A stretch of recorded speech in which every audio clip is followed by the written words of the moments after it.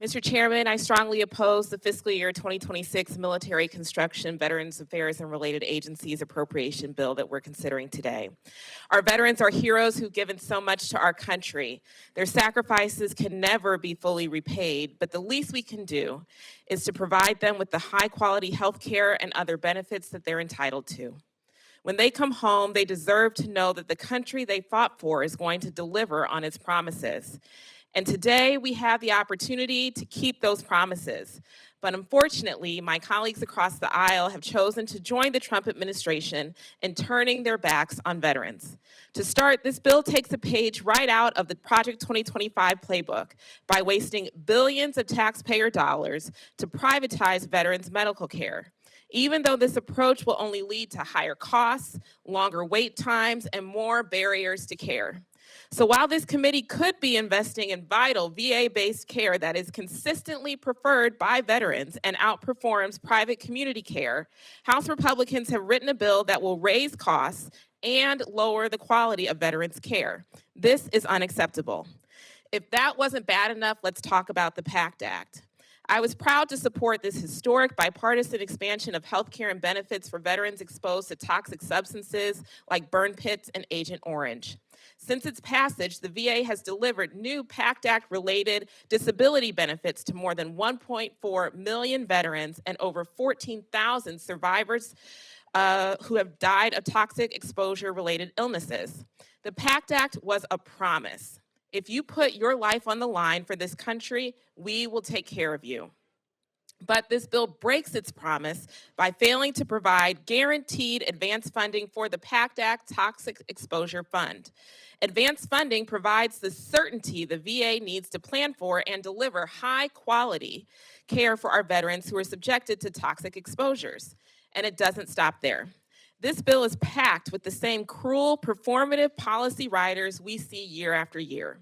As a nurse, I believe healthcare is a human right, including the full range of reproductive healthcare services.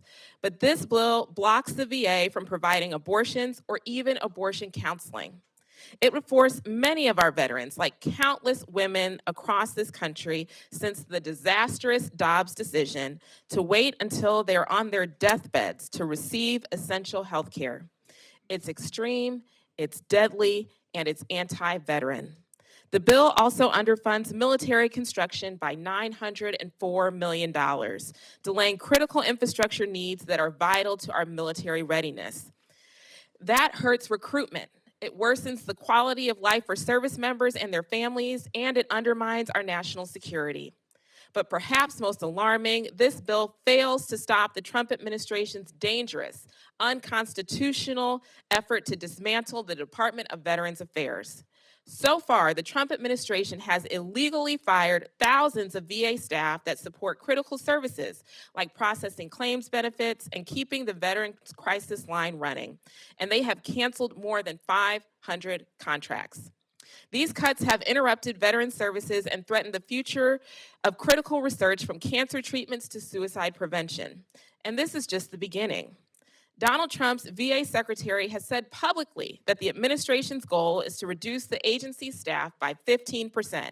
That's 80,000 fewer professionals working to keep our promises to those who have served this country and many future veterans left behind.